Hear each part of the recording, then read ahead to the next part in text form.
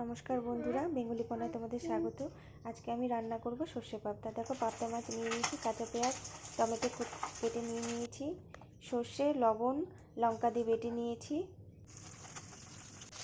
এরপর আমি মাছগুলোকে একে একে ভেজে তুলব। মাছ ভাজা হয়ে গিয়েছে। এরপর আমি কড়াইতে তেল গরম করে শুকনো লঙ্কা কালো জিরা ফোড়ন দিয়ে দিয়েছি। এর মধ্যে আমি একে একে পেঁয়াজ কেটে টমেটো কেটে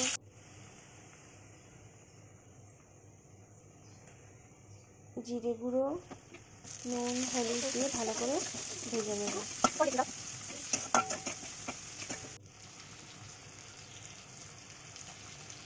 ভাজাটা প্রায় হয়ে এলে একটু তেল ছাড়লে এর মধ্যে আমি সর্ষে বাটাটা দিয়ে দেব।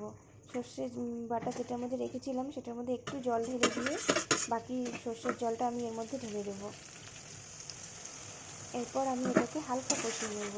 খুব বেশি ভাজা যাবে না বা খুব বেশি কষানো যাবে না, সর্ষে তেতো হয়ে যাবে।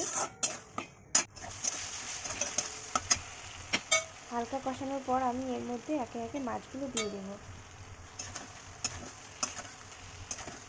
ভাজা মাছ দিয়ে ভালো করে নেড়ে চেড়ে নিয়ে আমি এতে জল দিয়ে দেব, পরিমাণ মতো জল দিয়ে দিব।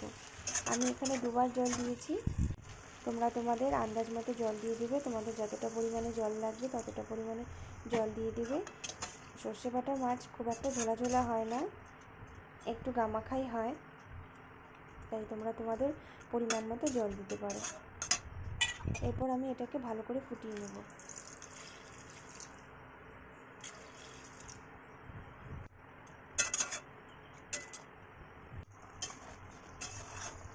ঝোলটা ফুটে এলে আমি এর মধ্যে চিনি আর কাঁচা সর্ষের তেল দিয়ে নামিয়ে নেব।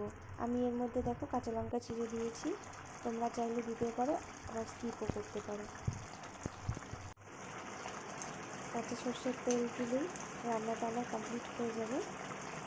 তোমার যদি আমার এই রান্নাটা ভালো লেগে থাকে তাহলে চ্যানেলটিকে লাইক কমেন্টস শেয়ার অবশ্যই করবে, আর হ্যাঁ, সাবস্ক্রাইব করতে ভুলবে না।